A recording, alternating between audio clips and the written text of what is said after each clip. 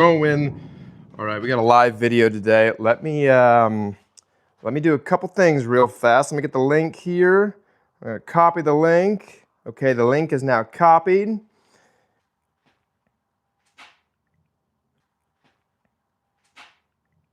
All right, let's see when it starts going again. It has officially started going again.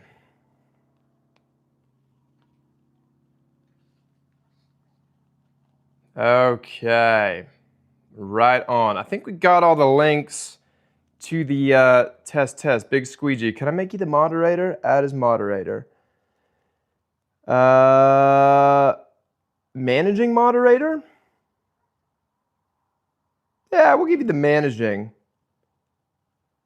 Why not? Okay. That looks positive. You got a little blue screwdriver next to your name, or a wrench. I should know what a wrench is. One person, and it's Big Squeegee, the moderator. Is it posted on the Patreon? Big Squee? Big Squee G? I'm just waiting for that. All right. Yeah, okay, I believe it's posted. Oh, Planes, what up, dude? We got two in the chat. That's what I'm talking about. Okay. So, I guess I'll start going. If people come in, we can backtrack. We're doing two things today. Big Squeegee and Planes. The first thing we are doing is we are trying to deal with these guys over here. They're very large. These are massive beams that have been glued up a couple days ago. Actually, it was the last time we did. Oh, what up, Devin? Hey, you're chilling. Is Devin Planes? I think Devin is Planes. Yeah. So the other day we were dealing with those beams when they were just individual chunks of beams. Now they are large sheets of chunks of beams. But the thing we got to do, if you remember, also how's my audio here? I got the old mic on. Looks like my mic's telling me that it's good. Anyway, this is what we're making right there. That is the guy right there. Squeegee giving or Devin giving Squeegee some shout outs. Yeah, what's going on? So yeah, that's what we're making, right? And each sheet, those are those three things. If you can tell, there are three of them. The challenge that we have is that to make the joint in between this top sheet right here and that line right there, we have to get the inside of this thing perfectly flat. And the problem with that is I do not have a tool that is electric, or, you know, one of the big, like the jointer, that's not big enough. The electric drum sander that I have doesn't go tall enough, and they're huge. It's hard to take the piece, to the tool. So instead what we have to do is we're probably going to have to take the tool to the piece. But in taking the tool to the piece, it's really difficult to get a perfectly flat face, for which it's called a butt joint, doing this sort of thing. That is what we, yeah, that's what we got to deal with today. So I'm just going to get going. People will trickle in as they do, I'm sure. And there's a few of them. The other thing is if that starts going poorly, right? And I realize in the moment, which this is a very real possibility, that it ain't gonna work with the tools and the methods that we have at our disposal, and it's gonna take like a 3, 4, 5 hour long process. I'm gonna switch real fast to the other thing that we're trying to do today, which is, like the title suggests, perform major reconstructive surgery on this corner joint right there. That those are the two things that we're gonna do. So originally, let's see, that is the tabletop, I'm pretty sure. Yeah, we're gonna deal with these two. These guys back here are the legs. This guy is the tabletop. So let me just try to kind of free one of them up, and then we can kind of look at it. The other thing that we have to do on these guys is we have to finally cut them to their perfect length, which, as you know from 2 days ago, is difficult to do. All we had to do 2 days ago was just get a rough cut so we could like do some work on the miter saw and just kind of flip it over, get close. Today we have to be perfect. Yikes, we really have to be perfect on the one in the middle, because that is what's going to butt up. Man, tough day ahead of us. We're gonna give it a go though. Am I still kind of in frame? Maybe. So that's what we're trying to get out.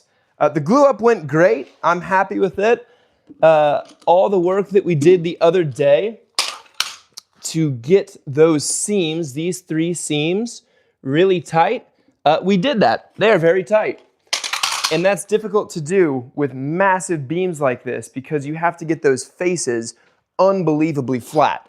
But the jointer is the perfect tool for that, assuming that your piece fits on the jointer. And originally, these beams, oh boy, we'll deal with that later. Originally, these beams did fit on the jointer. They no longer do.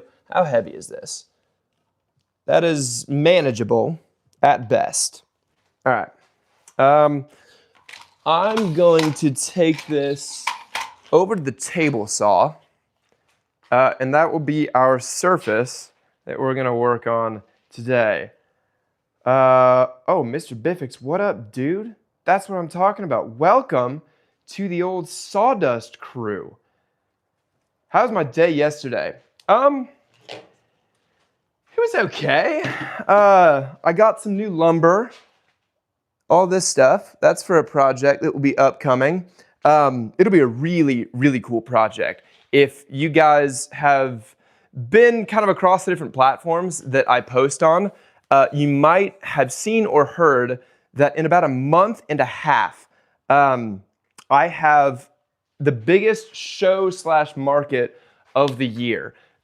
It's a holiday market in Austin. It's called the Junior League Christmas Affair Market. And it's at the Palmer Event Center, which is a huge convention center in Austin. And there's probably like, I don't know, 100, 200 different vendors and merchants, most of which are jewelry, clothing. It's high-end stuff. I would say those are the big two. And then I show up with crazy pieces of furniture. And yeah, it's fun because I do not have to, oh, dang. Devin, that's all right, bud. I'll send you, well, you'll all see videos of the pieces once they're done. But yeah, so the fun part is I get to make whatever I want, and you'll start seeing over the next, gosh, it's only a month and a half until they all have to be done, but you'll see over the next month and a half some crazy, crazy pieces. So the fun part is I get to be really creative. The scary part, number one, is I've had to do so many other things just to get custom pieces out that the time I have to prepare all those pieces is extremely limited, and I make them and I have no idea if they're going to sell. So huge investment in time and money to buy myself into the market, or pay the fees or whatever, and then also all the materials, like thousands of dollars of materials, the actual entry fee, and then labor's like, I don't even want to think about it. Anyway, where was I going with that? How was my day yesterday? So I got these pieces. Geez, that's hard to point. I'm like a weatherman. I got these pieces of walnut. That'll be for a piece. It's actually going to be in conjunction with this, live edge slab of pecan here. So that was really cool. I got some pieces of wood to perform this reconstructive surgery on that piece, and I started working on it yesterday. So it's kind of like one of those baking shows where you're going to come in and I've already prepared some stuff. It took longer than expected, as things always do, and so I feel yet another day a little bit more behind. But that was how my day went yesterday. I'll shoot it back to you, Devin, whenever you get a chance. How was your day? Hopefully you had a good day. Let's see. That's what I'm talking about. Mr. Biffix, thanks for, what do we got? Oh, yeah. Look at those emotes, baby. That's what I'm talking about. That's sick. Okay. First step, we have to figure out how to get this onto that. Can I just... Okay, that's actually not too bad at all. Now, I can't really turn you while I'm flipping this, so maybe I'll get the next one. Okay, here we are. That is a leg. That's this guy. Can we see this? That is one of these. I have to figure out which one it is, but it's one of these. Hopefully, it is at least 24. It only really needs to be 23 and 3/4 inches tall. Looks like this piece right here is the shortest. This guy right here, that's the shortest. And everything else is above that. So as long, and let's see what happens on the other side. Same thing. So as long as this guy is above 24 inches, and it is. All right, we've done our job originally. Now, what I did when I glued this up, to align the boards vertically, I put dominoes, which are these little guys. I don't know what percentage of you guys are woodworkers. I put these little guys right here. They are embedded in these joints. I think I did 2 for each joint. And what that does, it aligns these beams height-wise, at least on one of the sides. Now remember, I couldn't really plane these to get them all a very common thickness because I was using a jointer. A jointer does not help you to get a common thickness. It just helps to make one side super flat. And it seemed like you guys really enjoyed it when I was doing the jointer. But the good news about these dominoes is that by adding them, I'm looking at these seams right here, and yes, there's some glue, but the really promising thing is that these seams feel pretty like, I can't feel a height difference between the beams, which is exactly what we want. We need this to be perfectly flat so that when we do the other, when we do the top, and the top butts in to that inside face, just like this, the seam is really, really tight. That will be something extremely noticeable. So, you can't run this over the jointer. It's too big. You can't throw it, so there's the jointer. We used that the other day. You can't throw it through the drum sander, this guy, because that doesn't raise up past, I think it's 4 inches. I think that's how big mine is. So we got to take the tool to the piece. Now, what we'll probably do, we're going to try this, is we're actually going to go back to the era of using a hand plane. I'm going to be honest, gang. Why are you wobbling? I'm going to be honest with you. I rarely use a hand plane. I have an electric hand plane, but I never use it to try to like flatten things for a perfect joint. I'm using the electric hand plane to like tear through wood, like just hacking through wood. Typically, if I'm trying to shape something and I'm just trying to get like a bulk of stuff off of there. In my experience, those electric hand planes, they just don't, they're not super accurate about leaving a completely flat face. These not electric hand planes, these handheld old school planes, yeah, it is ancient. Yeah, they're supposed to be extremely good at what they do. However, all of that kind of relies on how well you set this up and tune it to just take a tiny little sliver off, There's also probably quite a bit of user, consideration on how perfectly you get things. I'm sure there's also probably some considerations about which way you're going with the grain. Like if you're going with the grain like this, or you're going across the grain like this. And then I bet you there's quite a bit of consideration too about the wood type. Like, are you gonna peel off very, like, have you ever seen those Japanese woodworking videos where they have like the most finely tuned hand planes and they're taking off like sheets of wood that are microns thick, but it's like a 2-foot wide hand plane, and it's crazy. It looks wild. I have to imagine different species of wood are going to react differently to the mechanism of a hand plane. The way it works is you have this unbelievably flat surface here, theoretically, and you have a tiny, tiny little blade that's coming out just barely, and it takes off high points. That's the goal. Again, don't use it very often. So I'm just gonna kind of like really lightly here, start to just mess with it.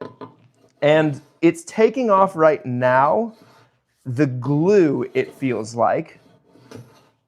It actually feels pretty good going, oh boy, with the grain. Okay, I think you gotta be really light with it and just let the weight of the, let the weight of the planer. If anyone is in there and uses these a lot, let me know, because your boy doesn't. It's super satisfying. Let me get you in close here. See if this tickles the same part of your little monkey brains that like the jointer noise. But so what we're trying to do, you can see all of the little wispy stuff. That feels pretty good, what I've already just done. And again, I'm not putting much weight on this. I really don't want to take a gouge out of, So I think another way I might want to try to do this is actually go this way. Okay, see, right there. What happens if I go sideways? That doesn't feel right. I think you got to go with it. And I'm kind of chunking it, which is what I don't want to do. So it almost feels like it's not even just with the grain or against it. It's like directional with the grain almost. Like I can see that there are fibers that want to get lifted this way, where if I go this way, I'm kind of combing it down. It's almost like, okay, this is going to be a weird analogy here, but this is what I'm feeling. So with your hair, right? You can go with the grain in two directions, right? But if I'm planing this way, I'm not going to lift anything up. If I am I even in it? If I plane it this way, see how I'm like lifting stuff up? So I got to plane it going that way. Then there's obviously across the grain, which does something completely different.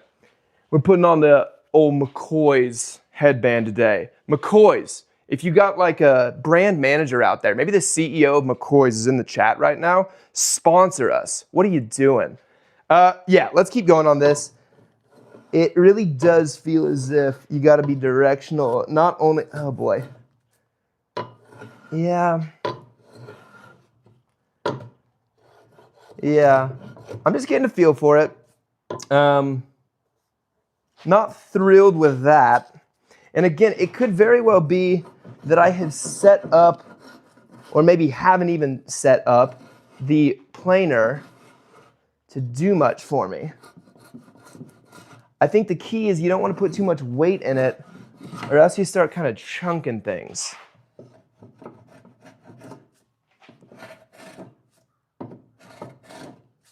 Okay, across it. Honestly, most of what I feel like I'm trying to get right now is just the glue. And I also, it's worth noting that I only need, oh, that felt nice. That felt very nice. I only need the top like 5 or 6 inches. Mr. McCoy needs to know. Go ahead and call Mr. McCoy. Yeah, that's a good call. The devil's rejects. Yeah, there's really not too much glue. Like, I'm feeling it right now. Maybe I should have done that for like the larger little nobules. I tried to, when I did the glue up, I tried to actually like smear it out, and so there was like very, very minimal dimension to any of the glue. And now I've just got like, you can feel the glue mostly from a texture standpoint rather than like it actually has any dimension on it. I started to kind of get the nice feel of it over there. And legitimately, guys, this might be the hand planer I'm using just isn't tuned enough. Yikes, I really don't want to gouge this out, but that's kind of what I'm doing. Yeah, okay. Maybe I gotta go quicker. Okay, that's feeling, oh, yikes. I think quicker is decent. See, it's like blowing out right here. This is also gonna be an issue with this guy. If I'm not mistaken, yeah, diagonally might be the call too. Let me try that in a second. Something else, and I noted this the other day. Remember how I said when knots go over the jointer really doesn't like that because you have grain that's going perfectly vertical right here where everything else is laying flat like this. And so around it, you have slightly different grain than is flat. It starts like curving and getting diagonal right here, and then it's perfectly vertical there. So I'm not surprised to see that I'm getting all this blowout. I don't know if you can even see that, right next to the knots. Let's give it a go diagonally. Why not? Oh, that feels nice. I'm trying to also determine, it kind of feels almost like this blade, is it like a diagonal? Almost, I don't know. It does feel like it's taking off nice sheets. Is this pleasant to listen to? I don't know. Use at an angle, but hey, look, that's the call. I'm telling you guys, this is a tool I rarely use because I have electric tools that do this at a really big scale. But unfortunately, I don't have, oh, that is working well. Good thinking, everybody. Yeah, that's nice.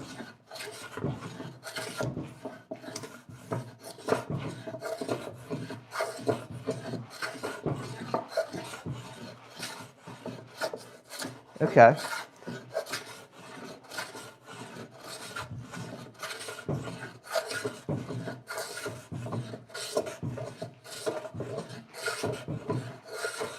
Is this pleasant at all? I hope it's pleasant. Yeah, it sounds pretty sweet.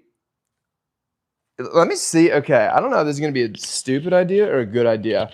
This thing has a magnet. Or no, it's this thing has a magnet. Does that go on there? No, it doesn't. Let me just put you. Hey, we're gonna test this.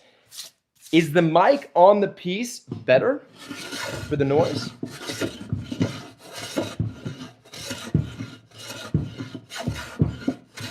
What do we think, gang? Is that good?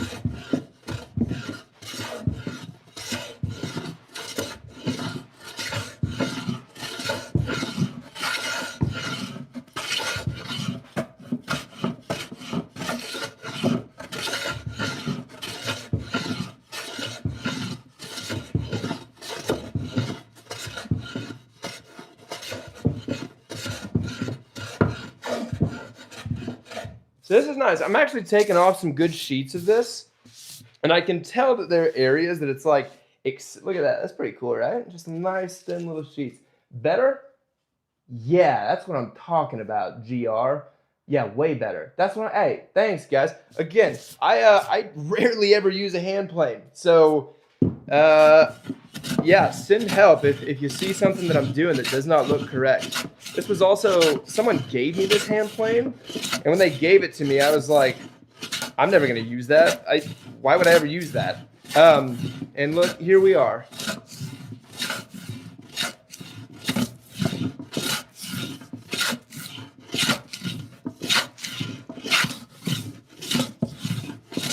This is going much better now that we're going diagonally. Had a little bit of a deep cut there.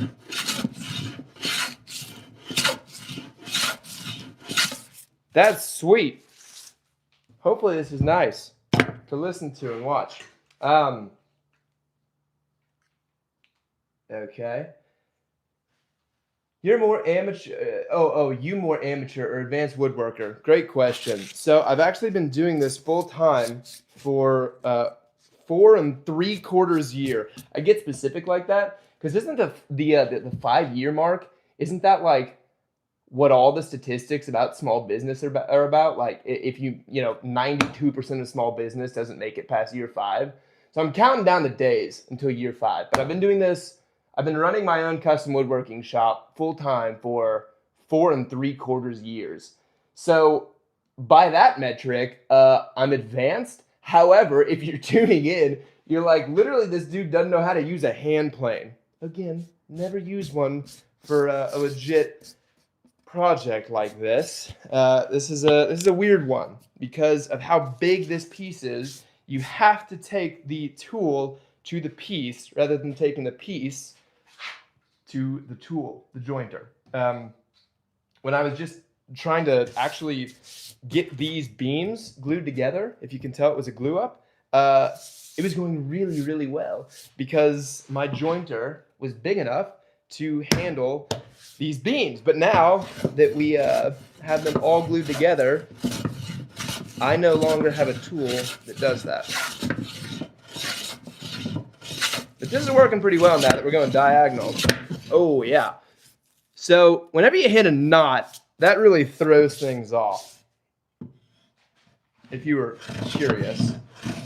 Oh, yeah, but someone gave this to me. Oh, geez. There's a magnet on the back of my speaker, or my microphone, and it's actually a really strong magnet. And so every once in a while, it will get very caught up on things. This is going pretty well. I'm seeing a few spots that need a little bit of love.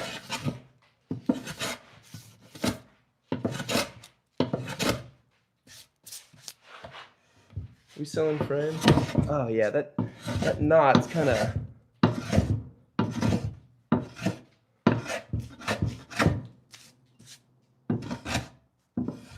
Okay.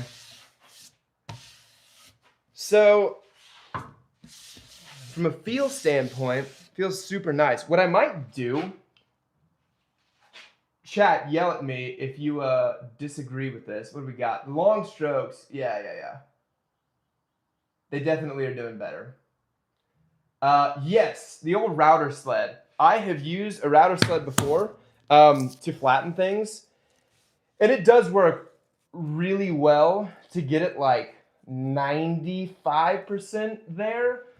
Sometimes it feels like when you're going over places, I don't know if it's like the sag of like the, whatever you want to call it, the supports in the middle, or like tiny little undulations in the rails on both sides. Sometimes it feels like the router sled in between passes. You can definitely see where the passes were, but I think that's more of like a function of which way the blade was spinning and like what it was kicking one way versus what it was kicking the other way.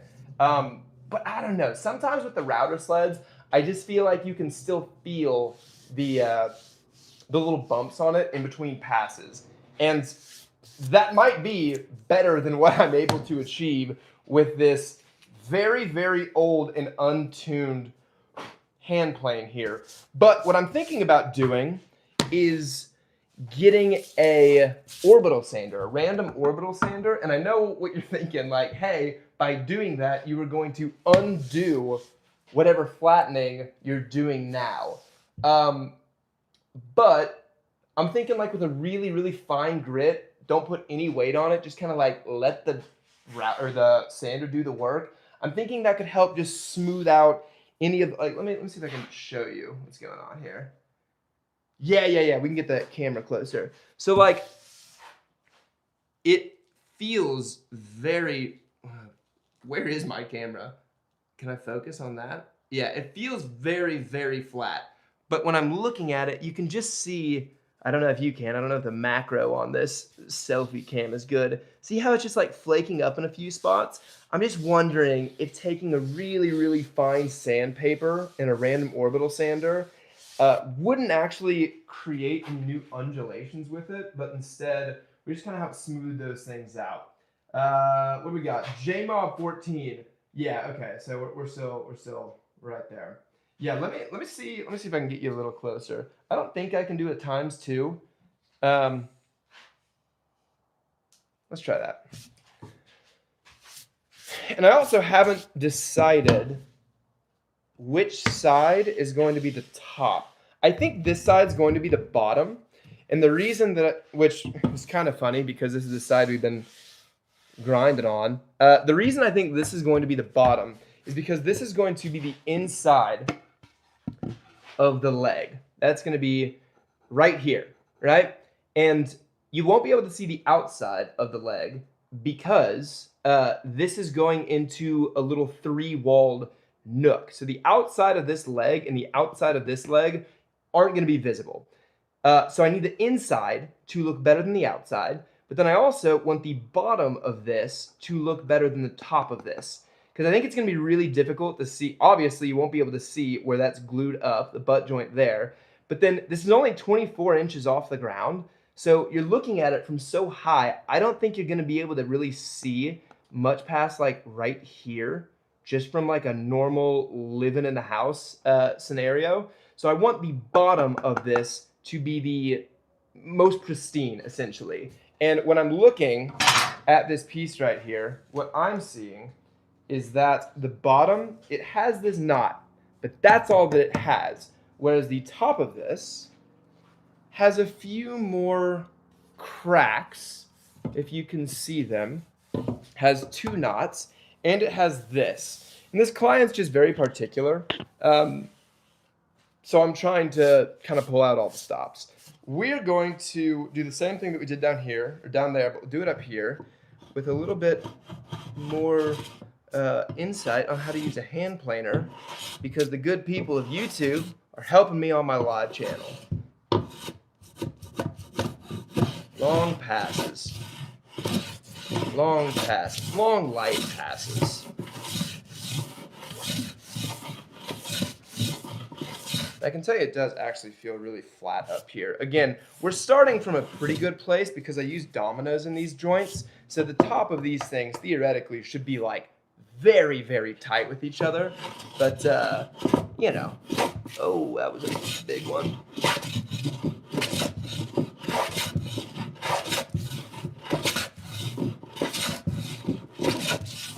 I'm about to smash my microphone here.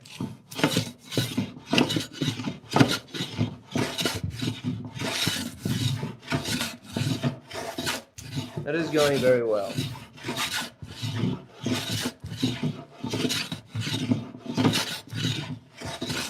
Okay. What do we got here? Sorry, I'm missing some comments. Oh, yeah.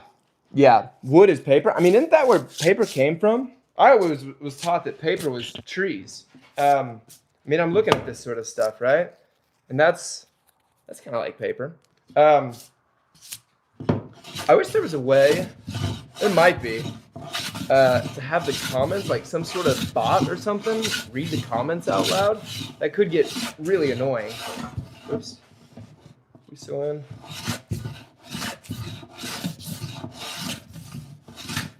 This is going much better, going diagonally. This is sweet. All right, let's kick it to the other way.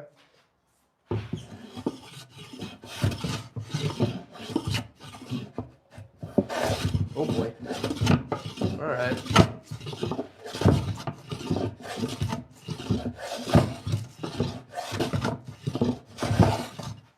I should probably like clamp this or something.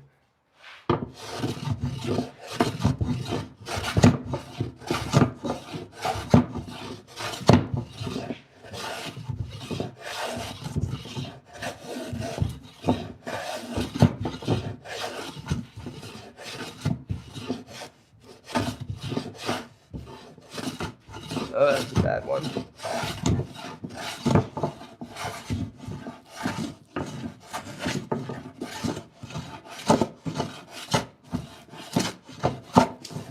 And again, I only need this to be perfect for essentially the thickness of this. Like that thickness, what is that? I guess 5 1/4. It's gonna probably be around 5 1/4. So that's like right here. So it does not need to be super, super deep. I'm honestly pretty happy with this. It's probably gonna be one too, where I clamp the bejesus out of it, and might have some tiny little gaps that I could do like a mixture of wood glue and sawdust is typically how I try to fill in gaps from joints that aren't perfect. This is going better than it started, for sure.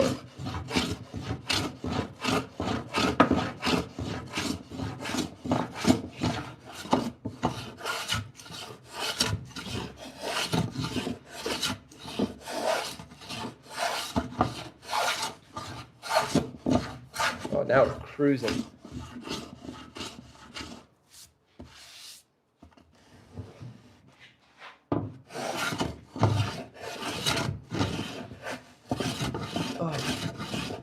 It wasn't the best. No.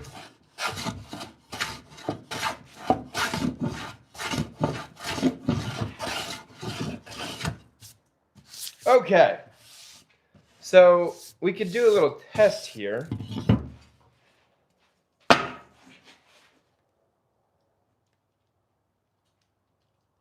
Huh. That ain't it. Man, is that right? The tops of this were much higher than the middle. Maybe that makes sense because I've been able to make so many more passes in the middle. All right.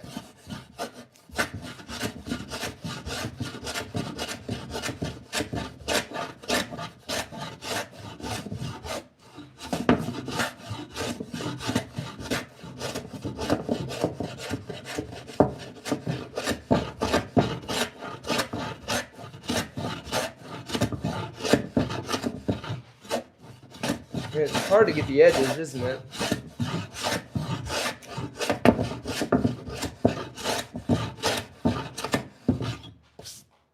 So the real big dogs who are doing a lot of hand planing, they'll have hand planes that are like, oh geez, look, there it is, see? The real big dogs will have hand planes that are like, I don't know, 2 feet long. And the idea, oh, what do we got? Pencil over your high spots, that's the move. Yeah, they'll have these really long hand planes so that they know that when I'm getting right here, it's also referencing over here. This one, I don't know, what is that, a foot? Yikes.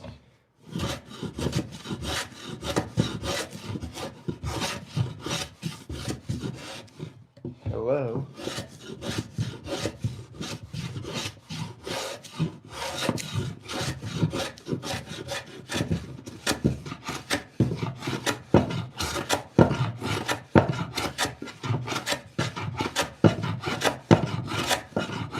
Yeah, it might legitimately have just been like the very outside, you know, 1/8 inch of my piece was what. I just don't want to blow out the grain on the very end.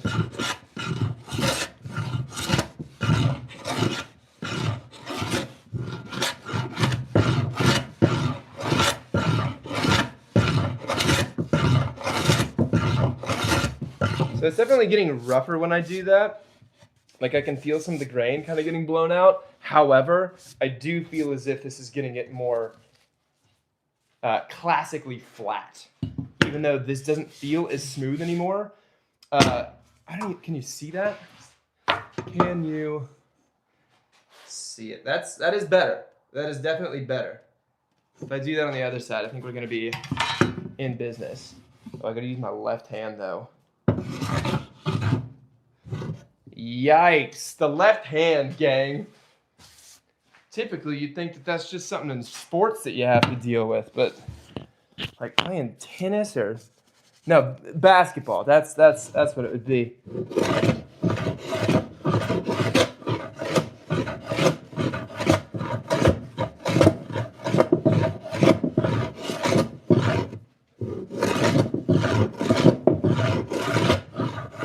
we're not going perfectly diagonally anymore, but I think we're getting close to just having really nice.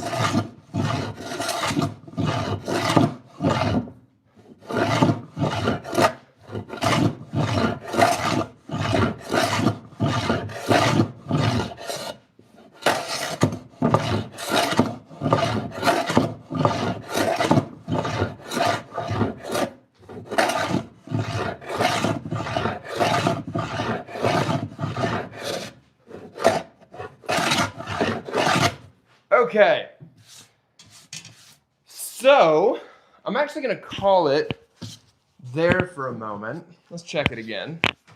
How are we doing? We still got some people. What's going on?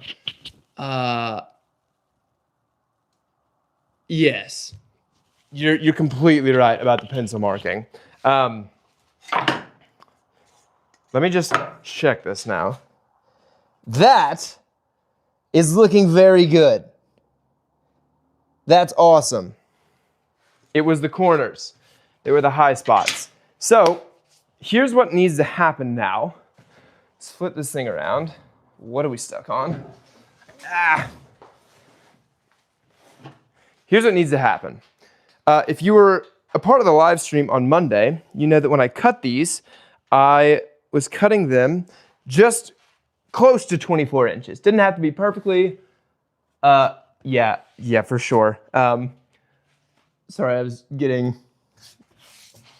texts and comments. I need to come back into this. What you'll remember is that I was just getting really loose, kind of rough 24-inch cuts here, and you can see that they're not perfect, and this one's just atrocious. So now I need to cut 24 inches from the top and the bottom. However, we can no longer use the miter saw because the sliding miter saw does not go all the way.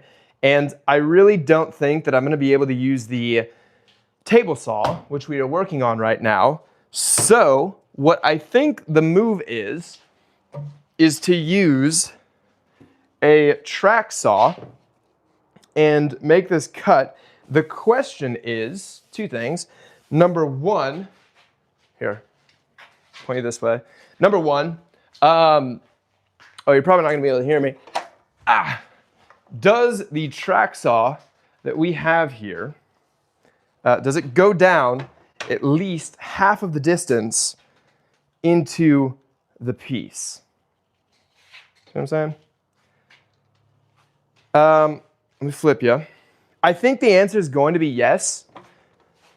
Festool tells me on the side here that I can theoretically get to 3 inches. And I know that this is like, what did I say? It was 5 1/4. So that looks, do I have a pencil? I do have a pencil. To me, that's definitely, okay, that's over half. That's perfect. So that's gonna be really good. We're gonna do that. Now, I don't know if there's a Festool representative here, we'd also love a sponsorship from you guys. Festool's sweet. They have this track saw that is a lifesaver. It's basically like a table saw, but instead of bringing the piece to the tool, you are now bringing the tool to the piece. So if you have something big that you can't move around, this is essentially a table saw that moves around. The trick here is now that I know I can do a cut on top, flip it, a cut on bottom, the trick is getting those to be perfectly in line when you flip it over. The other aspect to that is the other side still is not planed. So here's what we're gonna do, just so that we can kind of see a step here. I'm going to start making this line on top. Then we'll make that first cut, just to kind of see how things go. Then we can try to flip it over, maybe do a little quick hand planing. The other side, remember, does not have to be nearly as perfect because, where's my little guy? He doesn't have a joint on the outside, right? So it has to look straight and flat, but that's really not too difficult to do. So all of this hand planing is really just important on the inside and only where that joint is. I'm going to give myself as much room as possible on this side so that when I get to the other side, I'm in no danger of not having enough length on this sheet, if you could call it that, to give me the 23 3/4 inches that we need for the height here. So I'm gonna get the, where, let me see what I'm doing. I can't tell if you're able to see, like if the chat is in the way of your view. It's in the way of my view for sure, but I don't know how much of the chat is like popping up on your screen. So, okay. That feels pretty good. Let's make a mark here. And I want to only go like halfway, and I'm using this right edge over here to try to get everything really perpendicular. That feels super flush. So I'm going to come across, and then my hope is that when I come to the other side and do the same thing, and I'm flush over here now, that it's going to continue at the exact same line from the other side, and it does. That's a miracle. Another thing about the jointer, gang, is that theoretically, the jointer being this one over here, theoretically, when you plane the top side of something and the bottom side of something, if they were already pretty parallel to begin with, they're going to remain parallel at the end of using the jointer. However, I've definitely had it to where when you put something through the jointer, just the undulations of that piece of wood prior to flattening it, whoa, again, tough being a weatherman, pointing to things where you can't see them. The undulations of the beam or the piece of wood prior to flattening it makes it kind of like dive in at an angle. So you can joint both sides of it, and then you come out to the other end and both sides aren't parallel every single time. And if you do that with 4 beams, that's why I was kind of excited that, no, indeed, the 2 outside edges were very parallel to each other. Okay, on the computer, yes. Please put on all your safety gear. Mr. Biffix, I can do that. I'm just checking out real, you got Discord. I do not have a Discord. SawCon 2024, don't know what that is. Yeah, Devil's Rejects, appreciate it, man. Now the festival is right. Yeah, so that's kind of like the dichotomy of it, right? Is that obviously you were watching this, what seemed to be hack, literally not knowing how to use a hand plane, and then, yeah, I pull out a fest tool. So that's, I understand how that can be difficult to understand. What is this dude? How good is this dude? Truth be told, I don't know. If you go on to my Instagram, or even some of the YouTube videos we posted, hopefully the work that I've done there will make you arrive to your own conclusions about the quality of the pieces I make. What do we got? Oh, Joe Mama! What is up, dude? I think I know who that is. I think. Yeah, wood glue and sawdust for the joints, for sure. Okay, so that's the line that we need to cut. One thing I will say about the Festool track saw is I have used a regular circular saw, handheld circular saw from like Makita that does not have a track. It's over there. I don't need to go get it for you. And when I use that tool, again, no track, when I use that tool, it feels like it's got more oomph to it. And it just kind of cruises through whatever wood you put to the test, and it doesn't really even care how deep the cut is. It just cruises. The blade doesn't get as hot because it's tearing through more wood quickly. You can move quicker, etc., etc. The Festool, even though it makes extremely accurate cuts, I have found that when I'm trying to cut, let's see, you over here? This is gonna be tough to get. When I'm trying to cut like a 2.5 inch thick slab of Guanacaste wood, or let's say like pecan that's notoriously extremely hard. White oak, which is a pretty, I got a call, are we still on? Okay, yeah, I didn't know if it screwed up the stream. But even white oak, which is a really commonly used species, it feels like the Festool track saw. Just kind of, it struggles to get through it without burning the wood. I'll have to like make multiple passes where I'm going deeper and deeper and deeper every single time. And I do think that when I got this track saw, I am 95% sure I got the more powerful of the two options. There might be even more robust Cadillac versions of this exact tool that were like twice the cost that I didn't even look at. But there you go. Awesome. Let me make sure one more time that the line that I have drawn does in fact give us 23 3/4 inches to the other side. Because that would be a silly mistake if I wasn't as exact as I needed to be when I could have been. Oh, yikes. That's not as much as I would have hoped, actually. It's going to be tight. This came, if you weren't on the stream on Monday, these beams came from a client's house from a different project. They said, hey, Tanner, can you make something with these beams? So when I took them and I tried to make them into the exact, where's my microphone? It's on me. When I tried to make them into the exact piece with the exact dimensions that they want, it was actually really, really close to not having enough material. Like the beams were, 120 inches long and I needed 24-inch pieces. But if you know anything about woodworking, when you cut things, the blade takes away wood and sometimes you don't have as much as you need. What are you making?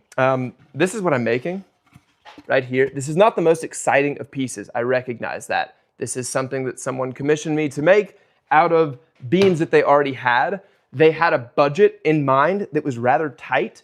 And I was like, hey, look, this is about what we're going to be able to do. And even then, I don't think this is going to be a very good paying project.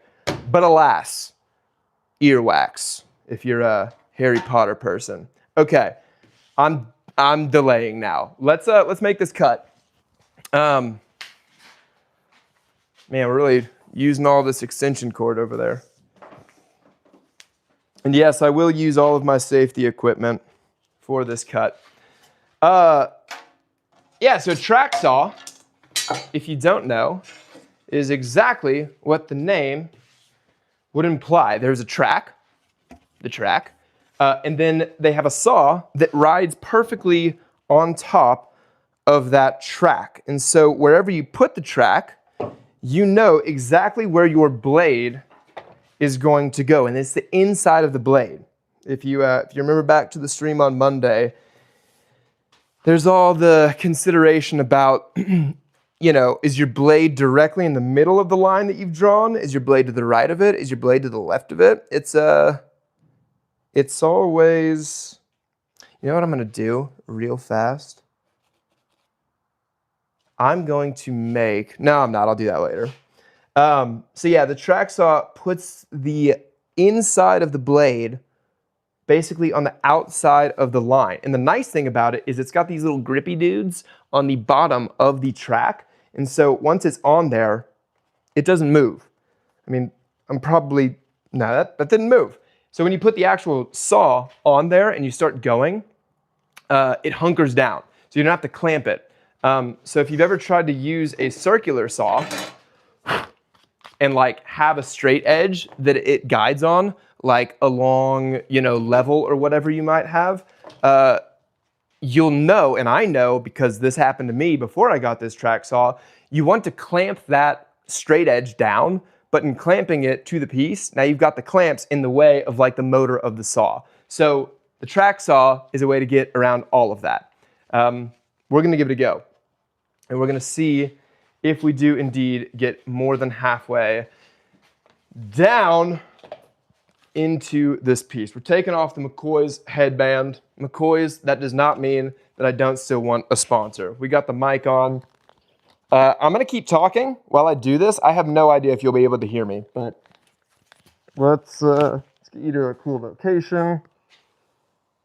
All right. Yes, the retractable extension cord, I've thought about that and wanted to do that for a long time.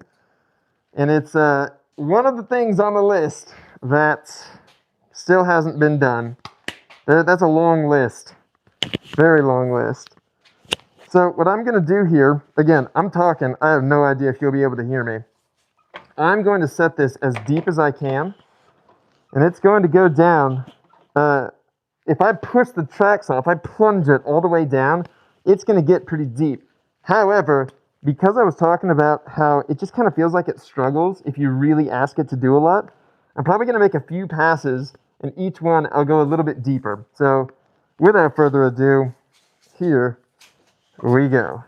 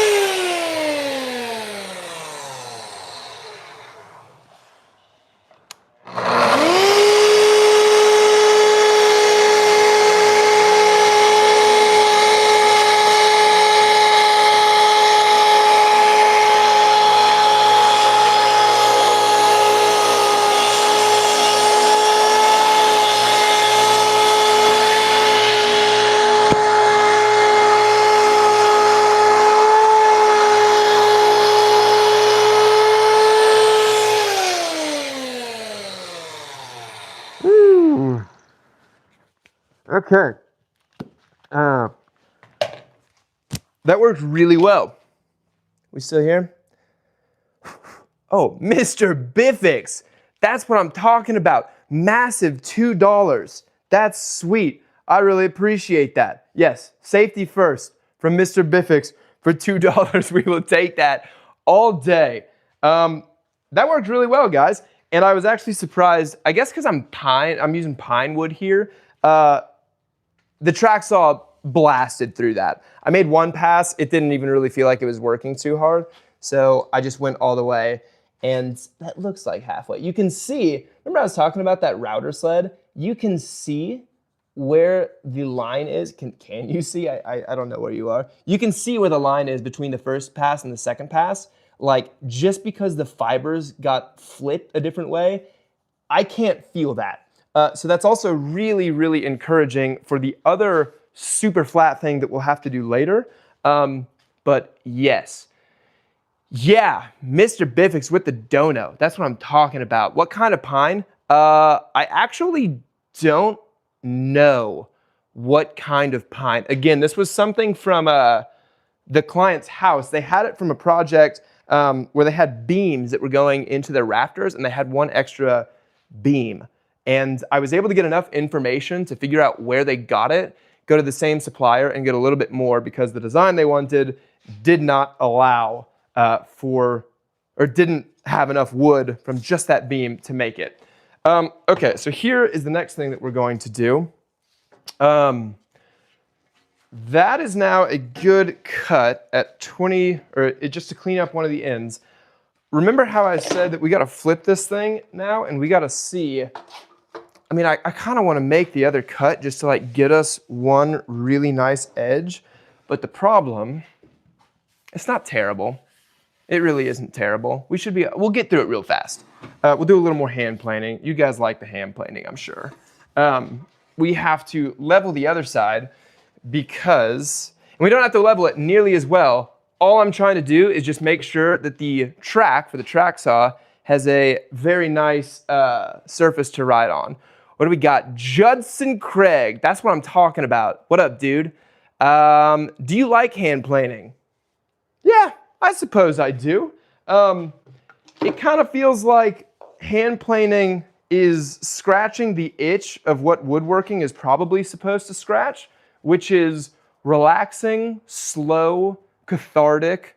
Yeah, those words. Where a lot of times the woodworking that I do is like, holy moly, we gotta freaking crank because we got projects due, and sometimes it loses the magic, not gonna lie.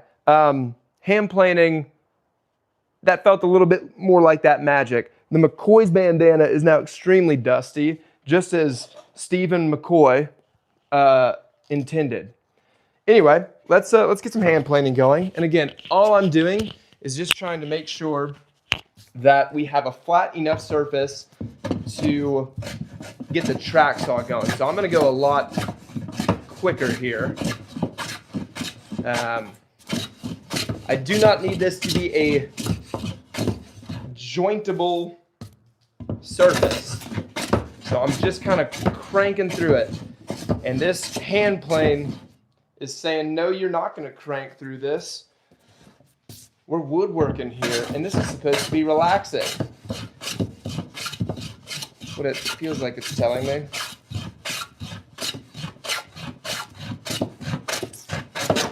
You'll see in just a moment though, it's gonna look really nice.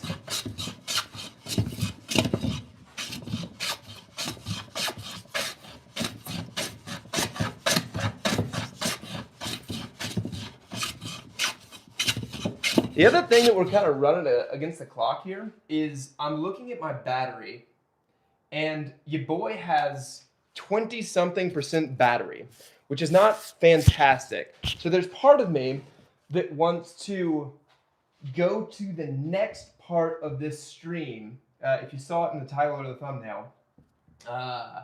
Yeah, J-Mob, you seem like you know what you're doing in terms of a hand planer here.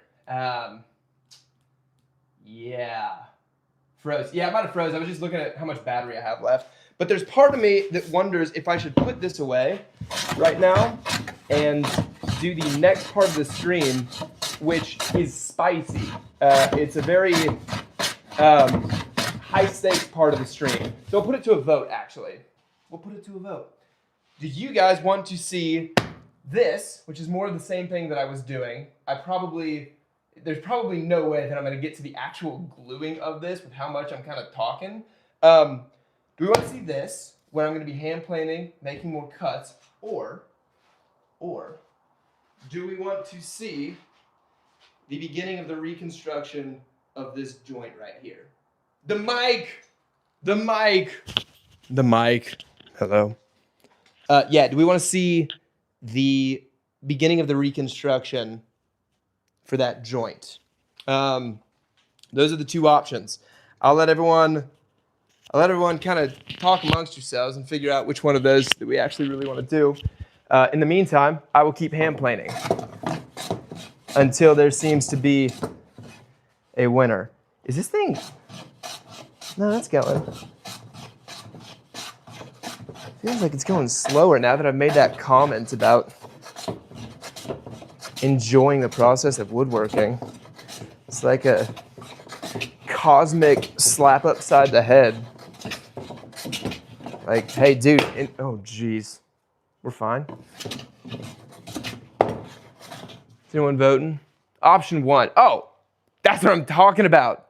Squeegee. Option 2 from Joe Mama. Yeah. Okay. Sweet. Yeah, keep talking. I don't know. Hey, Big Squee, is there a voting or like a poll function on this thing?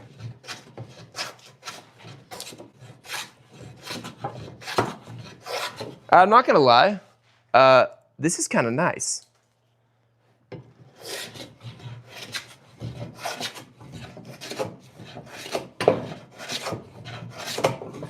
Oh!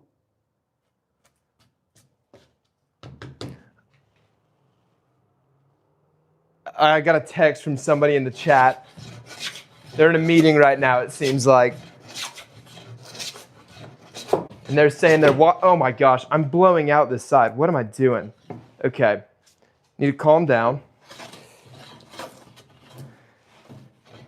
That's kind of the thing. You can blow, oh geez. Jeez. All right, here's what we're gonna do, gang. I'm gonna make this cut so that we do get a conclusion to that really nice clean face over here. And then I think, all right, don't blow that side out too. Yeah, long strides, but I know. J-Mob, I know. Yeah, I think we're just gonna go, never hit the end. J-Mob, you're correct. Yeah, kind of there's some like some ingrain stuff over there, and it was kind of chunking out. The good news is I do have,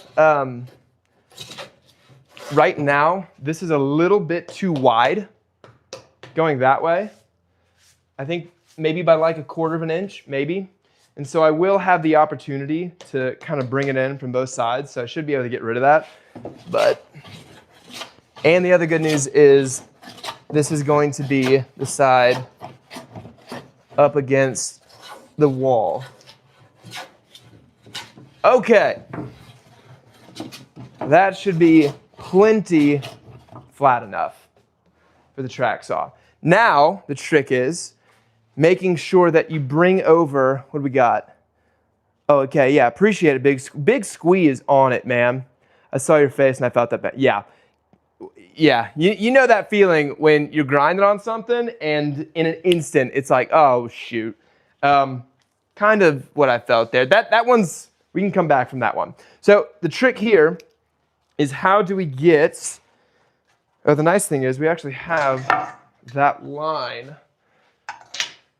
We have that line available to us on the side here. So I should be able to continue that line up. We can't see anything I'm doing. I just was about to ask if we can see. Yes, we have room to play. We do. Yeah, that's. I guess that's a tip. Always make sure that if you're shaping something with like a router, like if you're flattening something with a router or a jointer, like I forget what it's called, maybe like a sacrifice board or something like that. That is a good way to prevent, basically, it's called blowout for everyone who might not be a woodworker. J-Mob, it does not seem as if you were in that camp. Seems like you know what you're doing. So I've got my flat edge perfectly on the inside of that cut that I made last time. Going to make the sharpest line that I possibly can right there.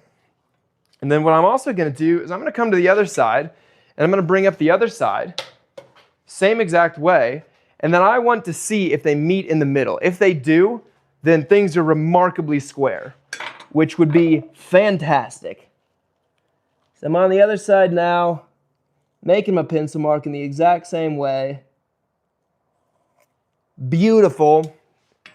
Now, make a little bitty mark on top. Where's my mic these days? It's still on my shirt. A little bit of a mark over here. And we're going to do the same thing. I'm going to use this the right angle. And then I'm going to meet in the middle, see what happens. Sometimes on this sort of stuff, you get to the middle and it's not perfect. And then it's kind of like you make an average line. Little linear regression for my engineers out there. Is that right? Is that the right word? Looks pretty good.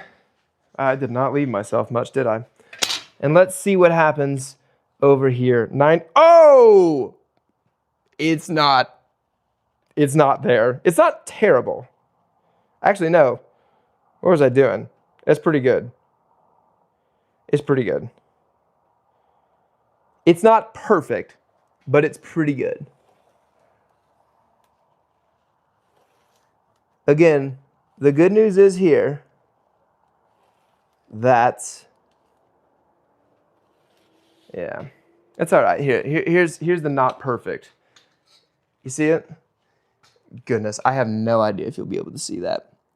See where one line was and the other one just didn't quite line up with it? I mean, that's like a degree off. And so I'm just going to put my track saw basically on an average line of those. Gonna have to have 2 mics at the same time. I actually do have 2 of these mics that both plug into the receiver on the bottom of this. So maybe we'll try that next time. That'd be kind of cool. Okay, then we're gonna do the same thing here. And we're going to use a track saw and we're going to cut along that line.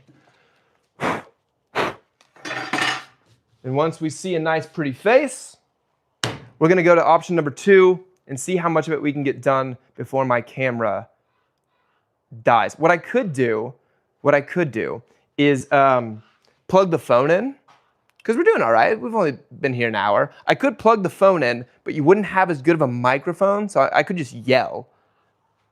Just scream the whole time. We're gonna see. We'll just keep going. I'm gonna make this cut. I'll keep yapping even with this on. We're keeping the McCoy's bandana on this time. You gotta get serious if you want the sponsorships. Am I right? What's going on here? Yeah.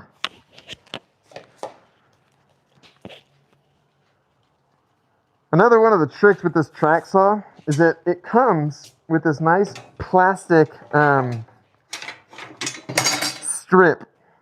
And the plastic strip is basically it's oversized when you first get the saw.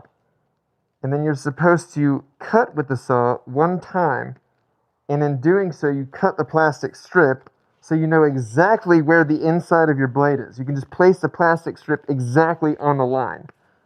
For me, I have used this track saw so many times that it feels like my plastic strip is getting smaller or moving or something. So it's kind of one of those where it's like, it misses, but I know how it misses. If you ever have a situation like that, you know what I'm talking about. We're going to go for it. We're going to see how good I've lined, or how well I've lined everything up.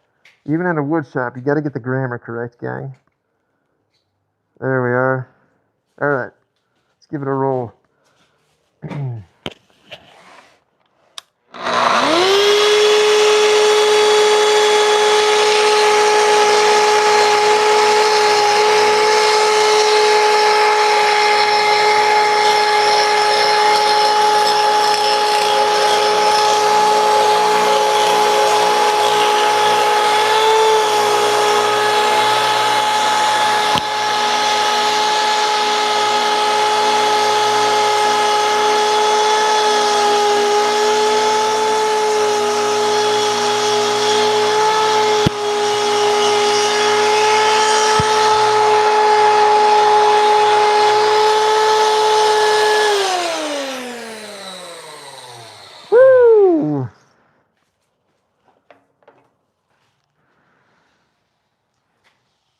That's pretty nice.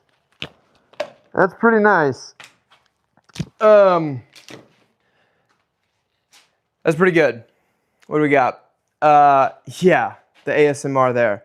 Big Squeegee, keeping it real with all the links. Appreciate it. Talk to Mr. McCoy. He said keep the bandana on and he'll think about it. Mr. McCoy, is this not the face of your enterprise right here? What else we got? Okay, that's it for the chat. Right. Smooth. Yes, pretty smooth.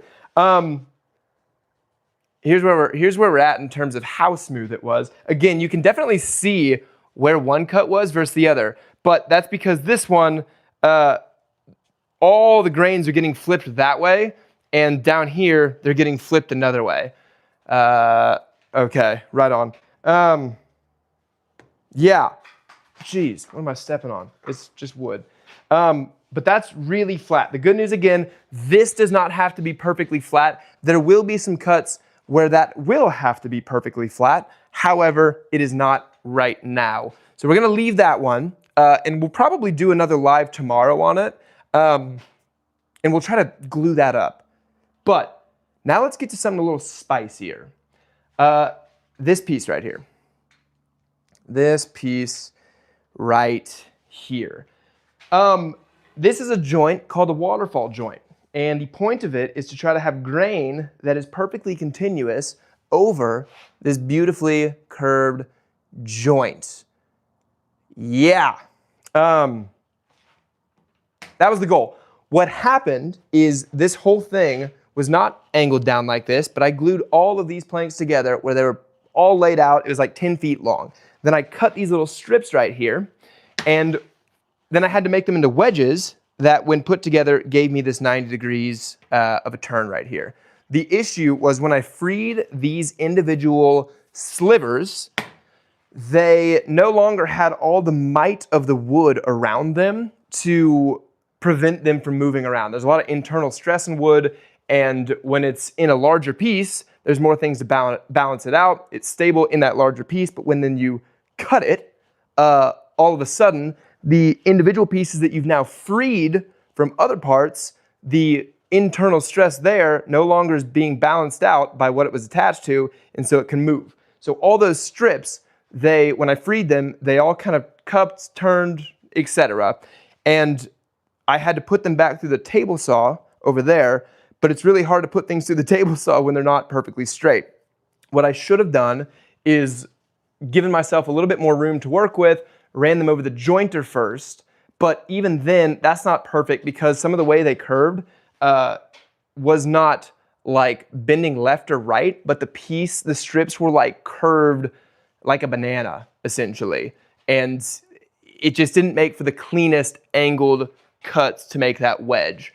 All of that said, when I glued them together, 95% good, but if you can see these cross lines, again, tough to be a weatherman, they're not as tight as I would have wanted them to be, and then the client / the interior designer said the same thing. So we have to perform reconstructive surgery. We have to take out those corners, and then we bring us a little closer. Yeah, for sure.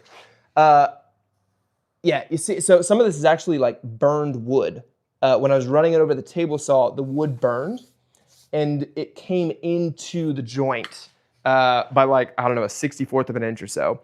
So I have to cut out the old corners and put in new corners. So today, we are going to be making one of those corners with wedges that I've already produced here. So the first thing that we have to do is I need to put dominoes in these 4 wedges. What I might do, because the battery's running a little low right now, but we still have plenty of stream left, so there's no reason to not keep going on the stream. But I'm going to be using a power tool, so I might be able to get by without the mic. The first thing we do is safety. The first thing we always do is safety. But I might be able to get by without the mic, and my receiver is plugged in to where the charger goes. So I'll keep talking as I clear off this workspace, but I might do no mic for a second while I'm just using the Domino cutter. That way we don't lose the stream, the phone charges up, and then when I'm actually gluing things together, which will be more entertaining and sketchier, and hopefully the commentary will be more entertaining, we'll have a mic again at that point. So let's move this guy, because this is where I want to do all of that.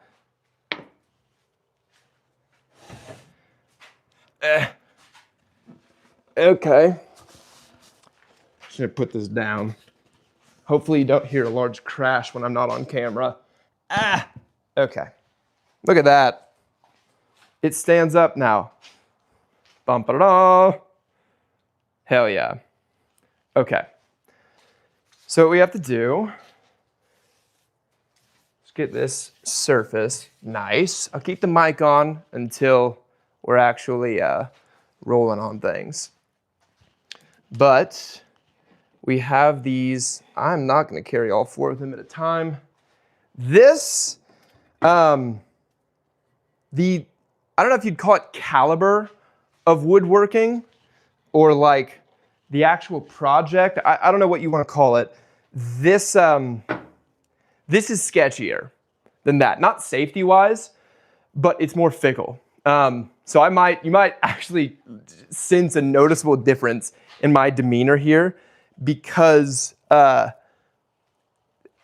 more nervous about this one, especially just because it's already once not gone perfectly. And so now I feel like I'm kind of on my heels a little bit in this project. I'm getting my charger real fast. As opposed to feeling like, I'm on the balls of my feet. They don't have any preconceived ideas about how quality their piece is. Like we're already right now battling against them thinking, is he gonna salvage it? is he going to save it? Rather than like, I can't wait for my beautiful piece. That is not the mentality you want your client to have as you're performing major reconstructive surgery on it. So what am I doing before I take the mic off? This is a domino cutter. Bang, right here. This is actually not mine. I'm borrowing it from a friend. So friend, if you are in the chat right now, much appreciated. And if you want it back at any point, let me know. But so anyway, what that does is it cuts, I have an example here, that cuts basically little holes that look like this. Not these guys over, I mean that, yes, but individually, just like that.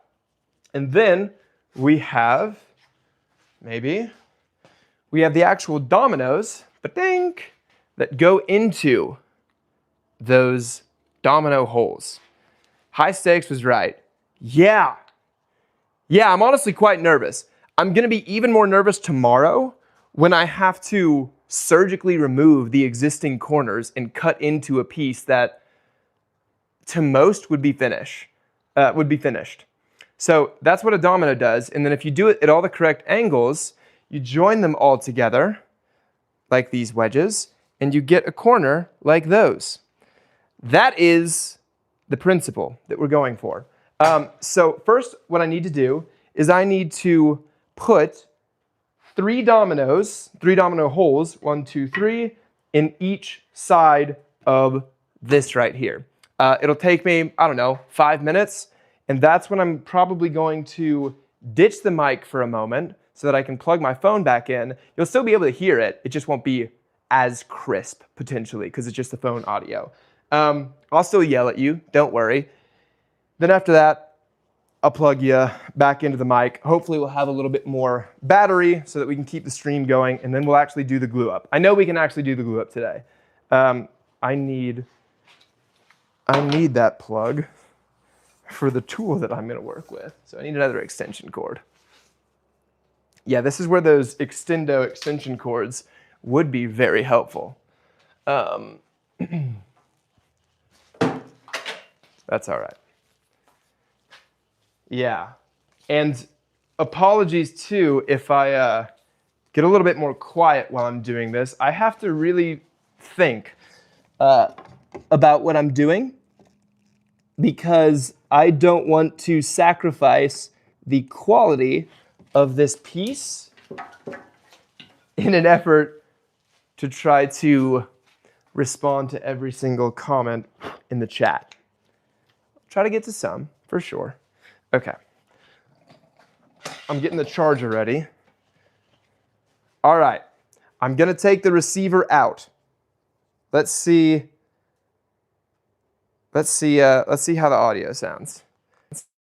Receiver's now out. Can we still hear me? Big Squee, the moderator. Can we see it? Can we hear it? Waiting for a response there. Let's go ahead and turn this off. Yes, we can. That's excellent. Okay. So yeah, I'll still talk to you, but my focus is going to be on these right here. So first things first, let's make some dominoes. They're in a very specific order, and the corners of these are extremely sharp, and they're supposed to be. And I do not want to accidentally nick them on things and damage the corners because then the joint won't look as good. Look how much dust there is from that pine. Okay. This guy is not actually in the piece, but he has the exact same angle cut from him. And the reason I need him is because the domino cutter uses the top surface of something as a reference, and I have a very small top surface here. So if I have the inverse of that angle, and I put them together, you see how nice that fit? Now, my domino cutter has a larger reference point here. That's all that is. So, let me put on some safety, and we're gonna get going on this. Again, should take me like 5 minutes, just kind of methodically, oh, Finette, what up? Good to see you again. Yeah, I'm thinking 5 minutes or so to get all of these cut. Hopefully it's nice audio without the mic. We're not even freaking charging, gang. Holy moly, I took the mic out and I never even put in the charger. We are charging. 16%. That's plenty. Okay. All right.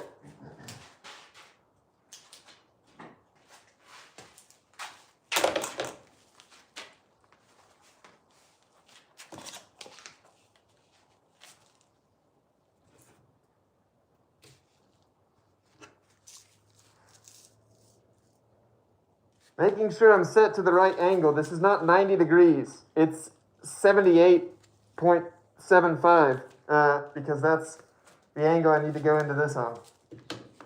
All right. See you on the other side.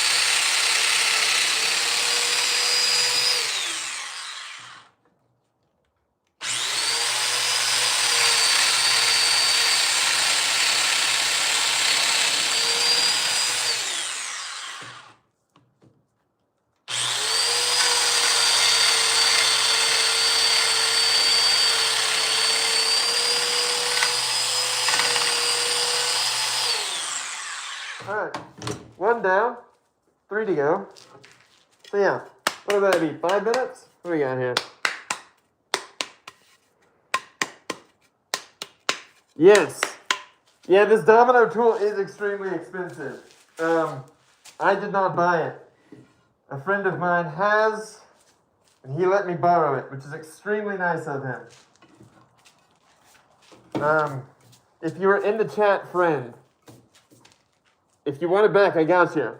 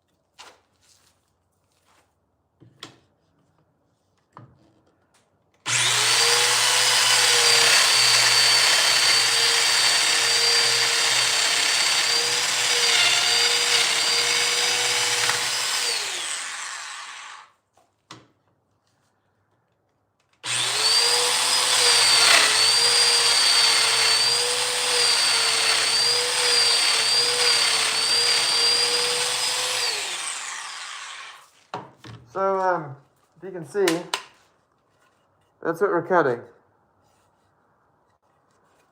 And it leaves the dust in there. Michael, I know. I got so lucky, dude. I got extremely, extremely lucky. I've been holding on to it for probably a lot longer than I should have been. And I definitely owe him a lot of dominoes and probably some new bits too from dulling his out. So I got extremely lucky with that. When I did the project that I was like, I really need some dominoes for this, I looked how much they were and I was like, I'm not able to buy that. I can't buy that. So I got so lucky.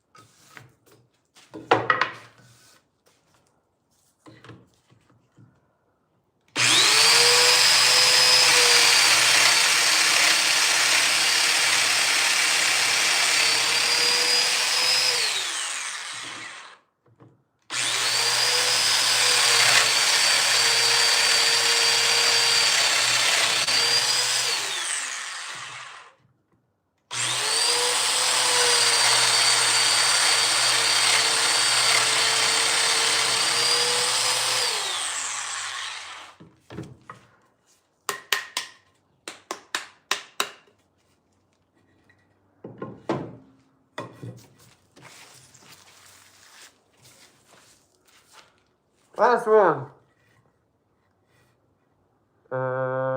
Yeah, okay. That's a good question. I'll answer that in just a second.